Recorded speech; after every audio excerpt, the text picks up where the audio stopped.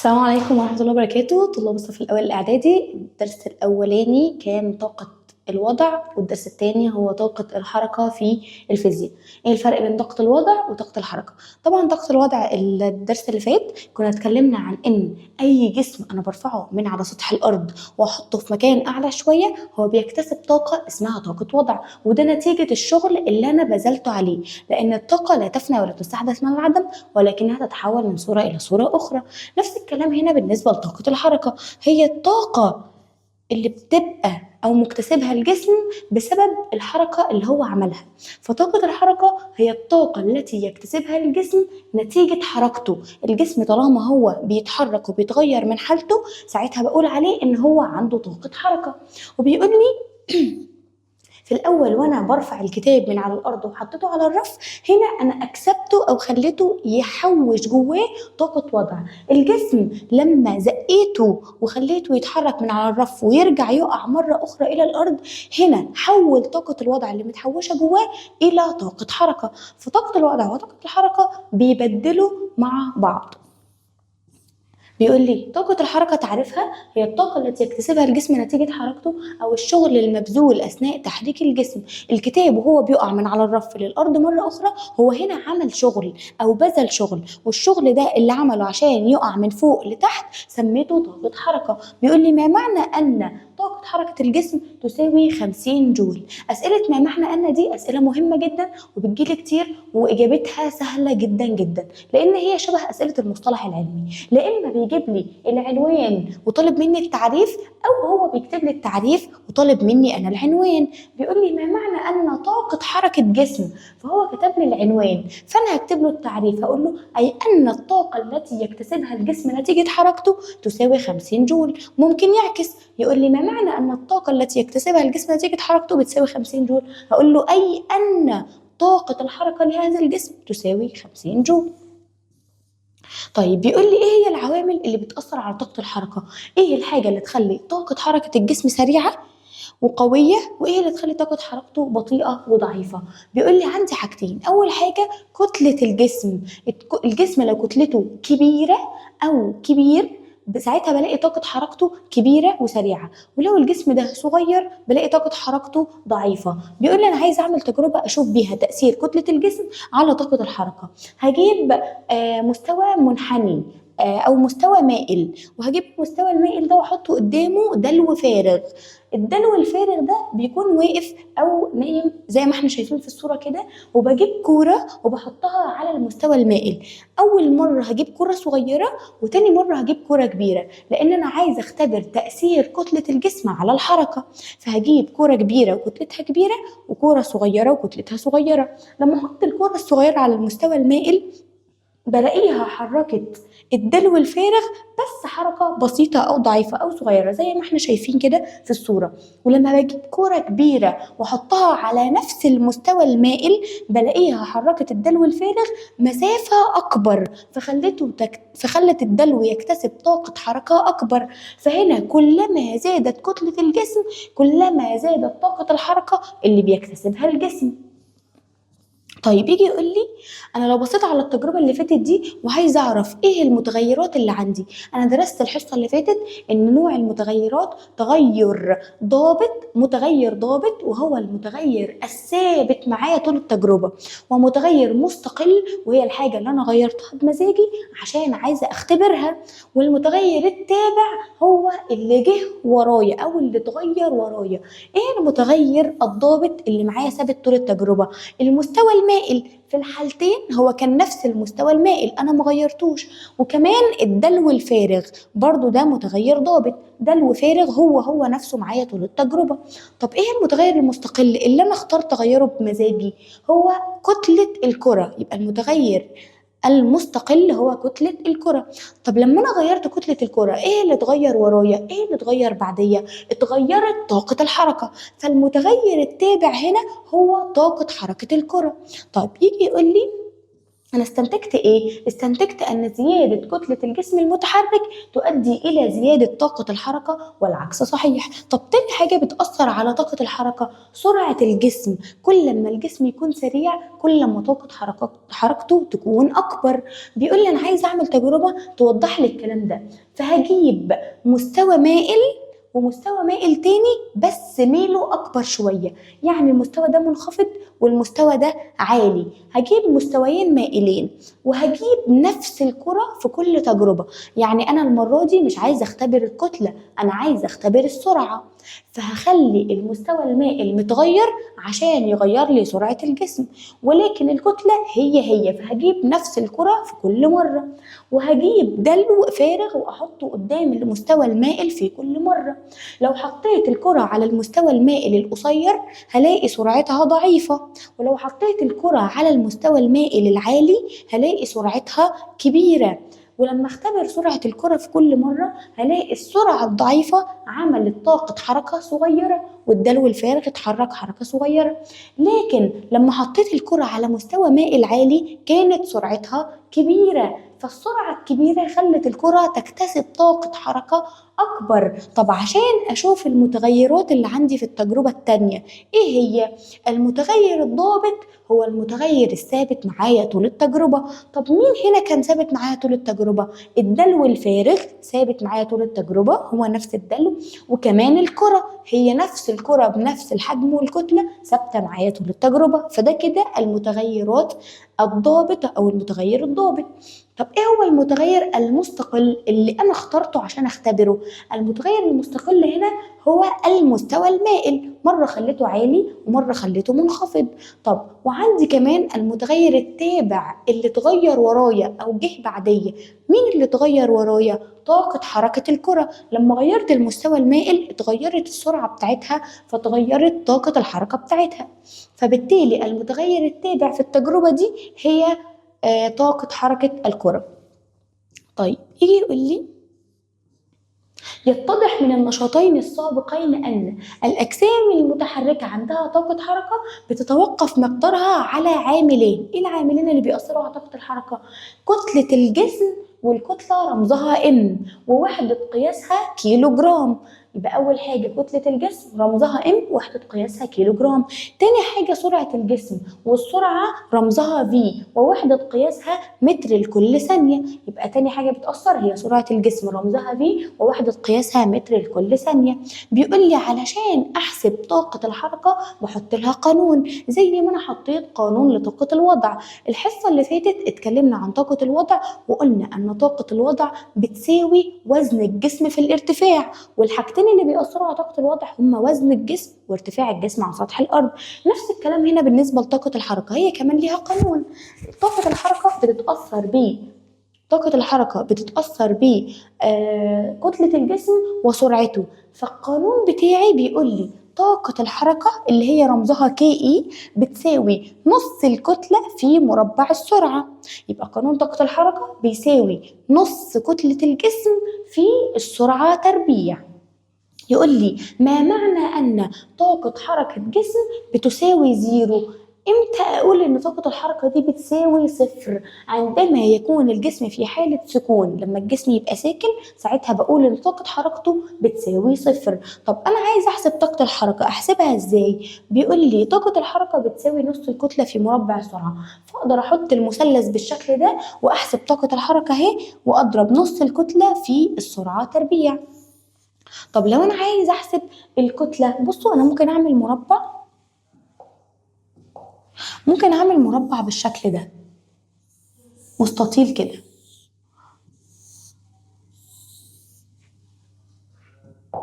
واحط القانون عندي كده 2M. هتقولي لي يا مس بس النص 2 تحت اهو، كي اي اللي هي طاقة الحركة بتساوي نص 2 تحت والام هي اللي فوق في السرعة تربيع يعني في تربيع. ايه اللي خلانا نحط الاتنين فوق والام تحت؟ هقول لك طالما انا رفعت الاتنين فوق فطبيعي هعكس واحط الام تحت عشان اعرف اكتب القانون صح. وعندي هنا الكي اي طاقة الحركة، وعندي هنا الفي تربيع. فأنا لو بصيت على المستطيل ده هعرف براحتي أحسب منه الكتلة بكام والسرعة بكام وطاقة الحركة بكام. طاقة الحركة أنا خلاص حفظت القانون بتاعها وعرفت إن الكي إي بتساوي نص ام في تربيع. طب لو أنا عايز أحسب الكتلة هحسبها إزاي؟ هخبي الكتلة كده وأقول لك الكتلة يا ترى تطلع بكام؟ أنا الاتنين اللي جنب بعض بضربهم في بعض واللي فوق بعض بقسمهم على بعض. فلما اقول لك الكتله بكام هقول لك بتساوي 2 كي اي على في تربيع. فاجي اقول لك الام هنا، الام بتساوي 2 كي اي على في تربيع. طب لو انا عايز احسب الفي، عايز احسب السرعه، هقول لك ان الفي تربيع بتساوي 2 كي اي على ام. اهو الفي تربيع بتساوي 2 كي اي على ام. فانا هنا قدرت احسب السرعه الفي تربيع. بس لو طلب مني السرعه فانا هجيب له الفي تربيع، مش هجيب له الفي بس السرعه هي في مش في تربيع. اعمل ايه؟ اول حاجه اجيب الفي تربيع زي ما هو مديهاني في القانون، وبعد كده اشوف الناتج بتاعي طلع بكام واجيب له الجذر. الفي بتساوي جذر الفي تربيع اللي انا جبتها، لان الجذر بيشيل التربيع، وهنشوف الكلام ده في المسائل بتاعتي دلوقتي.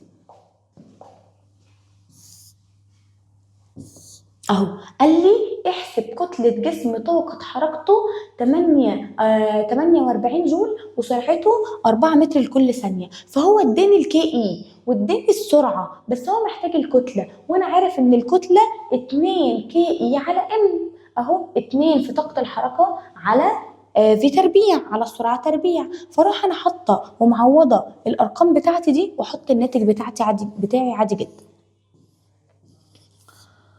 طيب بيقول لي ماذا يحدث مع التفسير عند تحرك سيارتين A و B لهما نفس الكتلة بسرعتين مختلفتين؟ لما الاقي السيارتين بيتحركوا ليهم نفس الكتلة بس سرعتهم مختلفة، ايه اللي هيحصل؟ بيقول لي تبذل السيارة A شغل أكبر من السيارة B رغم تساوي كتلتيهما. ليه السيارة A هتعمل شغل أكبر من B؟ ليه السيارة الكبيرة دي هتعمل ليه السيارة السريعة اللي ماشية قدام هتعمل شغل أكبر من بي؟ لأنه كلما زادت سرعة الجسم زادت طاقة الحركة، وبالتالي زاد الشغل المبذول. طيب بيقول لي ماذا يحدث عند تحرك سيارة A وشاحنة C بنفس السرعة؟ سيارة يعني حاجة صغيرة، وشاحنة يعني عربية كبيرة. ايه اللي يحصل لو حاجة صغيرة وحاجة كبيرة اتنين اتحركوا بنفس السرعة؟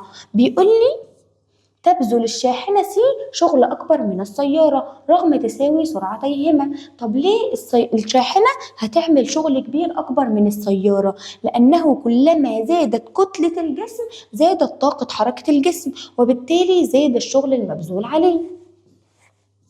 طيب يجي يقول لي العلاقة البيانية بين طاقة الحركة والكتلة ومربع السرعة. أنا عايزة أعرف العلاقة طردية ولا عكسية. أول حاجة هبص على الكتلة. العلاقة بين طاقة الحركة والكتلة بتكون عبارة عن إيه؟ بيقول لي أنا كل ما بزود الكتلة كل ما بتزيد طاقة الحركة، فبالتالي هنا العلاقة طردية. والعلاقة الطردية بمثلها بشكل بياني بالشكل ده، بلاقي الخط طالع لفوق خط مستقيم ومرتفع كده إلى أعلى، وهنا بقول إن دي علاقة طردية. طب نفس الكلام لو الجسم سرعته زادت طاقة حركته بتزيد، فهنا برضو علاقة طردية، وهو كمان بمثلها بخط مستقيم مرتفع إلى أعلى. فالعلاقة بين طاقة الحركة والكتلة علاقة طردية، تزيد الكتلة تزيد طاقة الحركة، تقل الكتلة تقل طاقة الحركة. نفس الكلام في العلاقة بين طاقة الجسم والسرعة علاقة طردية، هتزيد سرعة الجسم هتزيد طاقة الحركة، هتقل سرعة الجسم هتقل طاقة الحركة. ففي الحالتين علاقة طردية وبنمثلها بخط مستقيم مرتفع إلى أعلى. طب يجي في أسئلة ماذا يحدث، الأسئلة دي مهمة جدا وبتيجي كتير في الامتحان وسهلة جدا جدا. بيقول لي ماذا يحدث إذا قلت كتلة جسم متحرك للنصف مع ثبوت السرعة؟ مش أنا عارف إن الكتلة لو زادت طاقة الحركة هتزيد، والكتلة لو قلت طاقة الحركة هتقل. فبقول له ايه اللي يحصل لو قلت الكتلة للنصف؟ هقول له كمان طاقة الحركة تقل للنصف، لان الام كانت ام بس وبعد كده بقت نص ام، اتحولت الى نصف الكتله. فالفي مش هتفضل زي والفي زي ما هي، السرعه زي ما هي، فطاقه الحركه مش تفضل كي اي زي ما هي، هي كمان هتقل للنص. الكتله تقل للنص، طاقة الحركة زيها تقل للنص. طيب بيقول لي ماذا يحدث إذا زادت سرعة جسم متحرك للضعف مع ثبوت الكتلة؟ يا ترى السرعة إيه اللي يحصل لها؟ ايه اللي يحصل لطاقة الحركة لو السرعة زادت للضعف؟ بيقول لي ان طاقة الحركة هتزيد 4 اضعاف. اشمعنى دي بالذات اللي زادت 4 اضعاف؟ لان السرعة تربيع، السرعة ما بتبقاش في لوحدها، بتبقى في تربيع. يعني لما تزيد الضعف انا هخلي الاتنين دي اس 2، 2 تربيع، فبالتالي 2 في 2 ب4، فهلاقي ان طاقة الحركة معايا زادت 4 اضعاف. طيب يجي بعد كده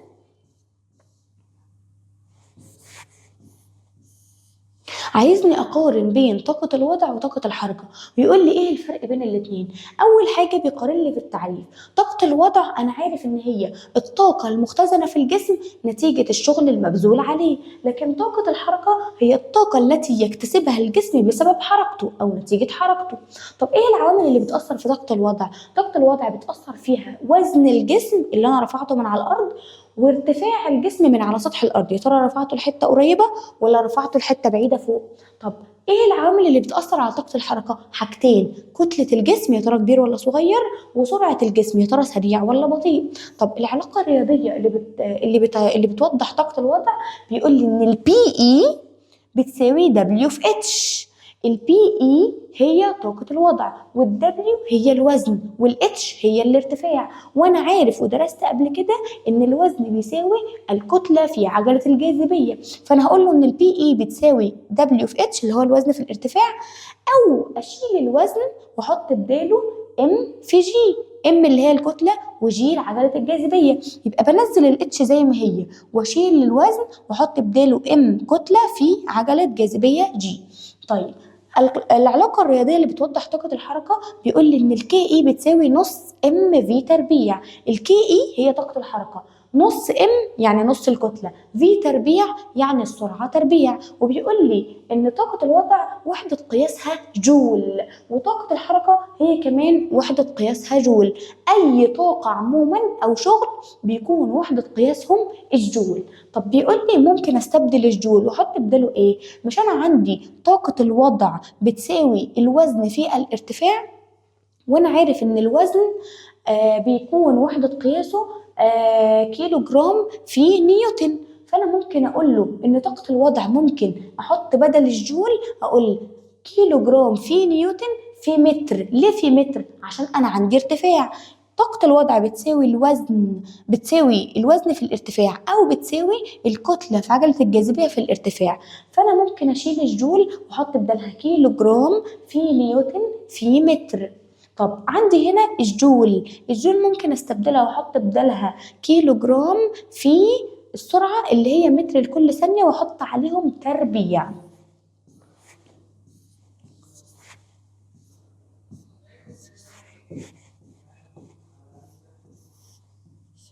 بيقول لي العلاقة بين طاقة الوضع وطاقة الحركة ممكن أدرسها أو أشوفها كويس في نشاط البنادول. إزاي؟ ممكن أجيب بنادول وبيكون عبارة عن خيط رفيع ومتعلق فيه كورة في الطرف. لو أنا مسكت الكورة دي هي لسه تحت، فساعتها بقول إن هي ما عندهاش طاقة وضع. امتى بتخزن جواها طاقة وضع؟ لما برفعها إلى أعلى. فهجيب كرة البنادول وأحركها بإيدي أرفعها إلى أعلى، فهتختزن جواها طاقة وضع. لما اجي اسيبها واخليها تتحرك بحرية هلاقيها حولت طاقة الوضع دي الى طاقة حركة، وابتدت تتحرك وتروح الناحية التانية. طب انا عندي كل لما الكورة ترتفع الى اعلى كل لما تحوش جواها طاقة وضع كبيرة، وكل لما ترجع تنزل لتحت هتحول طاقة الوضع دي الى طاقة حركة. فلما باجي ابص هنا على المثال اللي قدامي ده بلاقي الملاحظة بتاعتي اللي أنا باشوفها بعيني لما باحرك كرة البنادول أنها بتتحرك يمينا ويسارا حول موضع السكون، موضع السكون بتاعها اللي هو كان تحت، ده كان الموضع الأصلي بتاع الكورة. هبص بعد ما أسيبها ألاقيها بتتحرك مرة يمين ومرة شمال عند الموضع B والموضع C. طب إيه اللي حصل؟ بيقول لي الكرة بتقل سرعتها كل ما بعدت عن إيه؟ أنا لما بمسك البنادول وأحرك الكرة بتاعته وأرجع أسيبه هلاقيها سريعة جدا وهي بتمر في الموضع اللي في النص، وتطلع لفوق ببطء وبعد كده تقف وترجع تتحرك تاني بسرعة، وأول ما توصل لفوق بتقف. فهنا بلاقي إن سرعة الكرة كبيرة جدا أول ما بتمر في الجزء اللي في النص، وبتكون سرعتها قليلة وهي طالعة لفوق على الآخر عشان تعرف تتوقف. فبيقول لي تقل سرعة الكرة كلما ابتعدت عن الموضع الأصلي اللي في النص اللي هو إيه، حتى تصل سرعتها إلى صفر لحد ما تتوقف فوق، وبعد كده ترجع تغير موضعها وتروح للموضع المقابل. طب ايه تفسير الكلام ده؟ بيقول لي عند جذب الكرة من موضعها الأصلي تختزن الشغل المبذول عليها في صورة طاقة وضع، ولما بسيبها تتحرك بتحول طاقة الوضع دي تدريجيا إلى طاقة حركة. بيقول لي لما الكرة بتمر بالموضع الأصلي بتكون سرعتها أكبر ما يكون، وطاقة وضعها وهي في النص بتساوي صفر، والعكس صحيح عند الموضع اليمين والموضع الشمال. لما الكرة بترتفع عند أقصى ارتفاع بتكون محوشة كل الطاقة اللي جواها في صورة طاقة وضع، وطاقة الحركة فوق بتساوي صفر، لكن لما بتنزل بتكون طاقة الحركة 100% وطاقة الوضع هي اللي صفر، ترجع تطلع فوق تاني تبقى محوشة طاقة وضع 100% وطاقة الحركة بتساوي صفر، ترجع تنزل تحت مرة أخرى، فوهي تحت تبقى طاقة الحركة 100% وطاقة الوضع هي اللي صفر. فبتفضل تتبادل بين طاقة الوضع وطاقة الحركة تدريجيا، تحول الوضع إلى حركة والحركة إلى وضع. طيب بيجي يقول لي ايه اللي انا استنتجته من التجربة دي؟ استنتجت ان طاقة وضع الجسم تكون اكبر ما يمكن عند اقصى ارتفاع، كل ما الجسم بيرتفع الى اعلى كل ما بيقول ان هو مخزن جواه طاقة وضع كبيرة، ولما ينزل لتحت يحول طاقة الوضع دي الى طاقة حركة. بعيد عن الموضوع الأصلي، بينما طاقة الحركة تكون أكبر ما يمكن عند مروره بالموضع الأصلي، طاقة الحركة بتكون أعلى حاجة وهو بيمر بالموضع الأصلي اللي هو موجود في النص. طيب النقص في طاقة الوضع يتبعه زيادة في طاقة الحركة، يعني طاقة الوضع وطاقة الحركة بيبدلوا مع بعض، طاقة الوضع وهو فوق تبتدي تقل وتتحول لطاقة حركة بالتدريج. طب لما يبقى في النص وطاقة حركته عالية جدا هيبتدي يقلل طاقة الحركة ويحولها إلى طاقة وضع في التدريج، فاللي بيقل في طاقة الوضع بيزيد في طاقة الحركة، واللي بيقل في طاقة الحركة بيزيد في طاقة الوضع. اهو بيبين لي الكلام ده في الشكل اللي قدامي، وبيقول لي ان الكوره بتكون في النص عند الموضع الاصلي، هنا بيكون طاقه الوضع عندها صفر وطاقه الحركه اكبر ما يكون، لكن لما بتكون عند اقصى ارتفاع في اليمين طاقه الوضع اكبر ما يمكن وطاقه الحركه صفر. الناحيه الثانيه عند اقصى ارتفاع في اليسار نفس الكلام برضو، طاقه الوضع بتكون اكبر ما يمكن وطاقه الحركه بتكون صفر.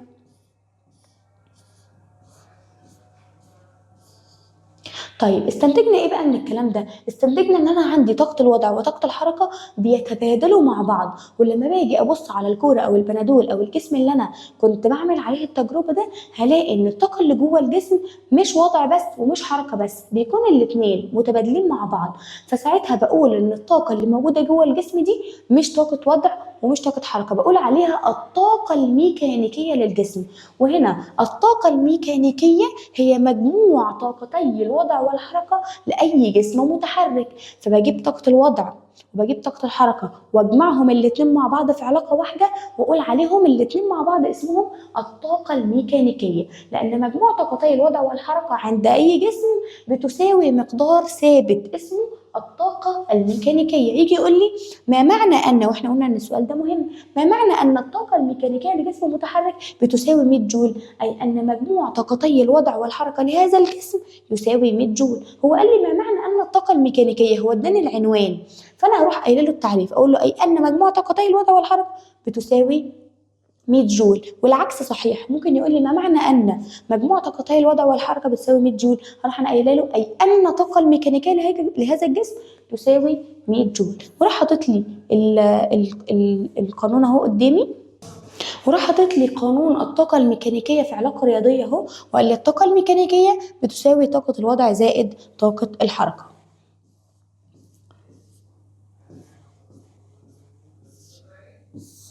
طيب لو انا جاب لي مسألة وقال لي الطاقة الميكانيكية بتساوي كذا والطاقة الحركة بتساوي كذا، وقال لي احسب طاقة الوضع، انا عارف ان الطاقة الميكانيكية بتساوي طاقة الوضع زائد طاقة الحركة. طب هو قال لي ان الاتنين دول زائد بعض كده، فلو هو قال لي احسب طاقة الوضع وهو اداني دي واداني دي، اعمل ايه ساعتها؟ هروح مودية اللي جنبها الناحية التانية بعكس الاشارة، هقول له الطاقة الميكانيكية اهي، الطاقة الميكانيكية عندي اهي بتساوي، انا عايزة اجيب طاقة الوضع لوحدها، عايزة اعرف طاقة الوضع لوحدها خالص بتساوي كام. هروح مودية طاقة الحركة الناحية التانية بعكس الإشارة، هقول له الطاقة الميكانيكية ناقص طاقة الحركة، هقول له الطاقة الميكانيكية ناقص طاقة الحركة هما كده بيساوي طاقة الوضع. نفس الكلام لو أنا عايزة طاقة الحركة لوحدها أعمل إيه؟ هروح حاطة طاقة الحركة هنا لوحدها وأودي طاقة الوضع الناحية التانية بعكس الإشارة، وهقول له طاقة الحركة بتساوي الطاقة الميكانيكية ناقص طاقة الوضع، عشان اللي جنبها هنا موجب أنا هوديها الناحية التانية بعكس الإشارة. يبقى أنا ممكن أحسب له الطاقة الميكانيكية لوحدها عادي، ممكن أحسب له طاقة الوضع لوحدها عادي، ممكن أحسب له طاقة الحركة لوحدها عادي. بيقول لي ملحوظة، عند قصف جسم رأسيا لأعلى، لو أنا مسكت كورة وحدفتها لأعلى لفوق إيه اللي يحصل؟ تزداد طاقة الوضع تدريجيا، عشان أنا برفعها لفوق فطاقة الوضع هتفضل تزداد جواها، وتقل طاقة الحركة، هتفضل تزود طاقة الوضع وتقل طاقة الحركة بتاعتها لحد ما الجسم يتوقف في الأعلى، وتكون الطاقة الميكانيكية للجسم بتساوي طاقة حركة الجسم لحظة قصفه إلى أعلى. الطاقة الميكانيكية هنا هتكون إيه؟ هتكون طاقة حركة الجسم وأنا برفعه وهو لسه في إيدي، أو هتساوي طاقة الوضع لما يكون عند أقصى ارتفاع، أو بتساوي طاقة وضع الجسم لحظة وصوله عند أعلى ارتفاع، لأنه هو في إيدي وأنا لسه برفعه لفوق بيكون كل اللي جواه طاقة حركة بس، وأول ما يوصل عند أعلى ارتفاع بيكون كل اللي جواه طاقة وضع بس. فالطاقة الميكانيكية بتساوي طاقة الحركة زائد طاقة الوضع، وهو لسه تحت كانت طاقة الوضع بتساوي صفر، طب وهو فوق كانت طاقة الوضع 100% وطاقة الحركة هي اللي بتساوي صفر. طب يقول لي علل، بالرغم من زيادة طاقة الوضع لجسم قذف رأسيا لأعلى إلا أن الطاقة الميكانيكية تظل ثابتة. ليه طاقة الوضع بتزيد وانا برفعه لاعلى ومع ذلك الطاقه الميكانيكيه بتفضل ثابته ما بتتغيرش؟ بيقول لي لان الزياده في طاقه الوضع يتبعه نقصان في طاقه الحركه، والطاقه الميكانيكيه اصلا بتساوي مجموع طاقه الوضع وطاقه الحركه، فكل ما تزيد طاقه الوضع هلاقي طاقة الحركة بتقل، طب كل ما طاقة الوضع تقل هلاقي طاقة الحركة بتزيد، ففي الآخر الطاقة الميكانيكية هتبقى مقدار ثابت مش هيتغير، لأن واحد بيزيد والتاني بيقل قصاده، واحد بيقل التاني بيزيد قصاده.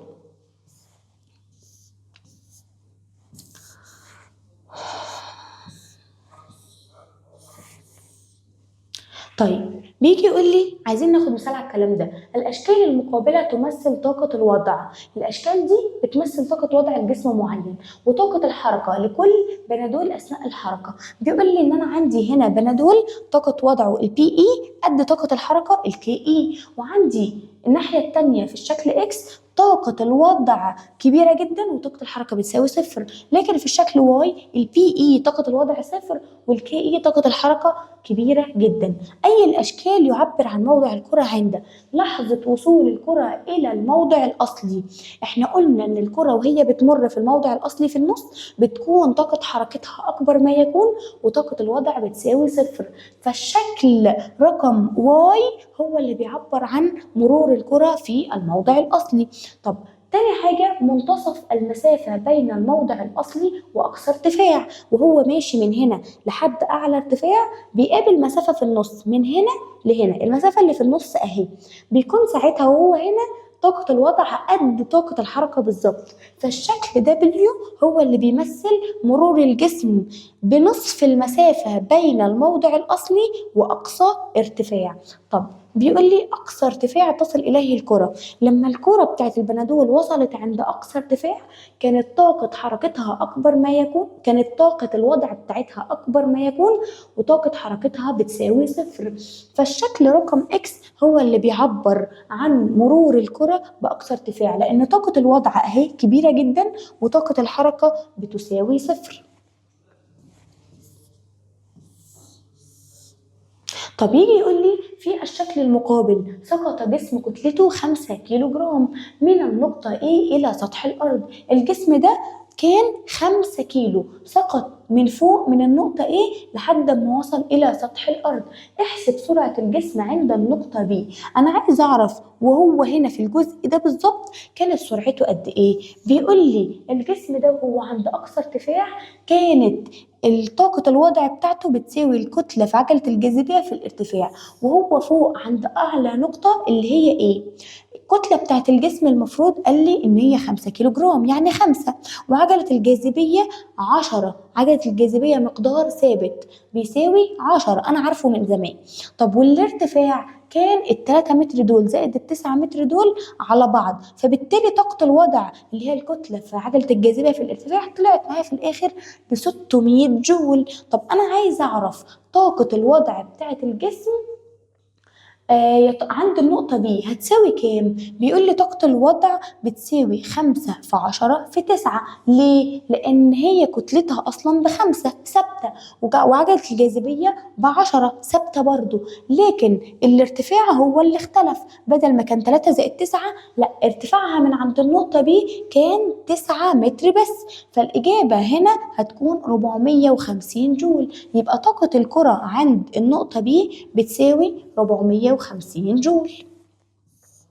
طب يجي يقول لي ما انا عارف ان الطاقة الكلية للجسم الطاقة الميكانيكية بتساوي طاقة الوضع زائد طاقة الحركة. طب الطاقة بتاعة الحركة بتساوي كام؟ بتساوي الطاقة الميكانيكية ناقص طاقة الوضع. فأنا أحط الطاقة الميكانيكية اللي هي 600 الطاقة الكلية بتاعة الكرة.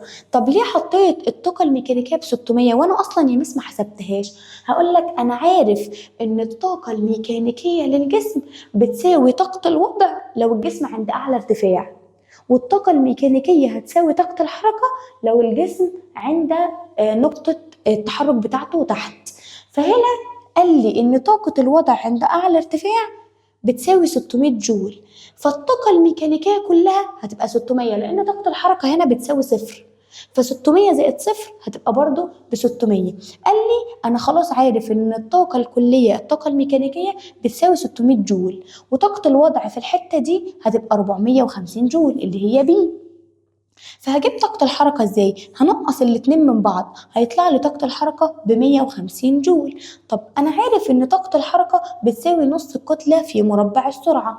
أنا عايز الفي تربيع لوحدها، وأنا قلت في القانون اللي أنا شرحته من شوية إن الفي تربيع بتساوي 2 كي إي على إم، 2 في طاقة الحركة على الكتلة، فأروح حاطة 2 في طاقة الحركة اللي هي ب150 على الكتلة اللي هي 5، هتطلع لي 60 متر لكل ثانية تربيع. بس أنا كده ما خلصتش. ليه؟ لأن أنا كده حسبت الفي تربيع وأنا محتاجة أحسب الفي لوحدها، فأعمل إيه؟ هقول له الفي لوحدها بتساوي جذر في تربيع، يعني الفي بتساوي جذر 60 اللي أنا طلعتها. طب جذر 60 بكام؟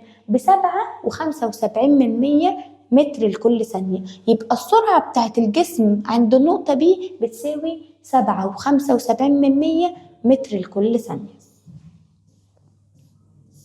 طب بيقول لي عندي حاجة اسمها تطبيق طبي، وأنا بدرس طاقة الوضع وطاقة الحركة ابتدى علماء الطب يقولوا لي معلومات مفيدة تقدر تفيدني عشان أحافظ على سلامة وصحة جسمي. أعمل إيه؟ قال لك عند رفع الأجسام الثقيلة، وأنا برفع شيء تقيل من على الأرض، طبيعي أنا هبذل عليه شغل وهعمل عليه طاقة عشان أعرف أرفعه أو عشان أقدر أرفعه. فبيقول لي لما أجي أرفع جسم تقيل لأعلى، يجب ألا يكون التحميل على الظهر بل على العضلات. ليه؟ لأن فقرات الظهر ما تقدرش تستحمل المجهود الكبير، لكن عضلاتي تقدر تستحمل إن أنا أبذل عليها مجهود جامد، وأنا عارف إن طاقة الحركة محتاجة إن أنا أبذل شغل. فبالتالي لو بذلت الشغل على الجسم وأنا محمل على العضلات بتاعت رجلي، ساعتها الموضوع هيكون صحي. لكن لو بذلت شغل على الجسم عشان أرفعه لفوق وأنا عامل التحميل والطاقة كلها واخدها من فقرات الظهر، ساعتها بكون بأذي نفسي. فبيقول لي ليه بيجب أن يكون التحميل على الظهر، لا يجب أن يكون التحميل على الظهر بل على العضلات. علل ليه؟ لضمان توزيع الثقل بشكل متوازن، وبالتالي لا يحدث ضرر للعمود الفقري. طب عندي كمان تطبيق حياتي، بيقول لي السد العالي في أسوان من أهم المشروعات الهندسية في مصر في القرن الماضي. ليه السد العالي بقول عليه مشروع هندسي مهم؟ أنا عارف إن طاقة الوضع بتتحول لطاقة حركة، وطاقة الحركة بتتحول لطاقة وضع، والطاقة لا تفنى ولا تستحدث من العدم. فأنا ممكن أستغل طاقة الوضع اللي متخزنة جوه المية وأحولها إلى طاقة حركة، وطاقة الحركة دي بإمكاني أحولها إلى طاقة كهربية من خلال التوربينات بتاعة الكهرباء. فبيقول لي ليه اعتبرت السد ده مشروع مهم؟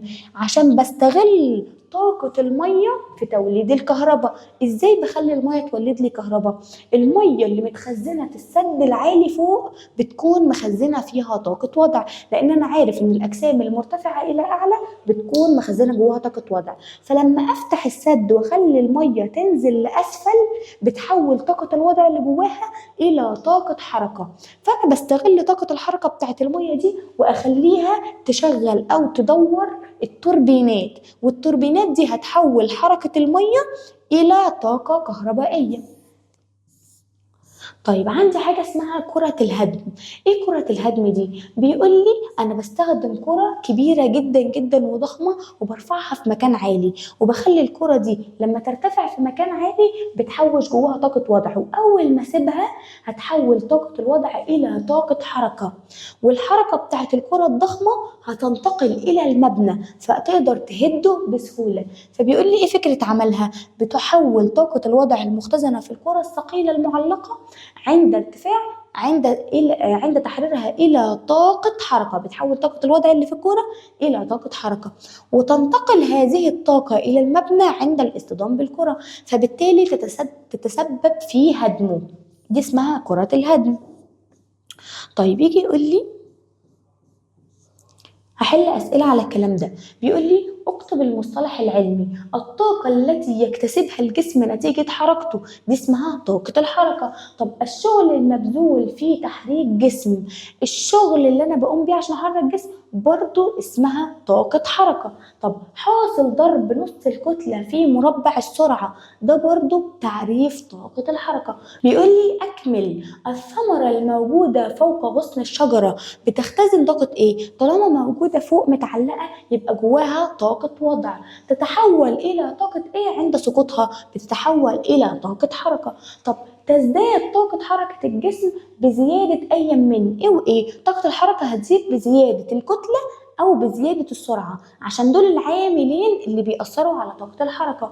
تقدر سرعة الجسم بوحدة ايه؟ سرعة الجسم تقدر بمتر لكل ثانية، بينما تقدر الكتلة بوحدة ايه؟ الكتلة تقدر بوحدة الكيلو جرام. طب ده علامة صح أو غلط؟ وحدة قياس طاقة الحركة هي النيوتن؟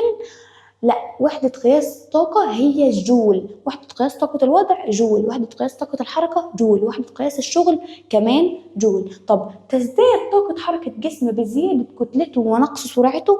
غلط، تزداد طاقة الحركة بزيادة الكتلة وبزيادة كمان السرعة. طب طاقة حركة الجسم الساكن تساوي زيرو؟ أيوة، لأن هو ساكن فطاقة حركته بتساوي صفر. طاقة حركة قطار أقل من طاقة حركة شاحنة بتتحرك بنفس السرعة؟ غلط طبعا.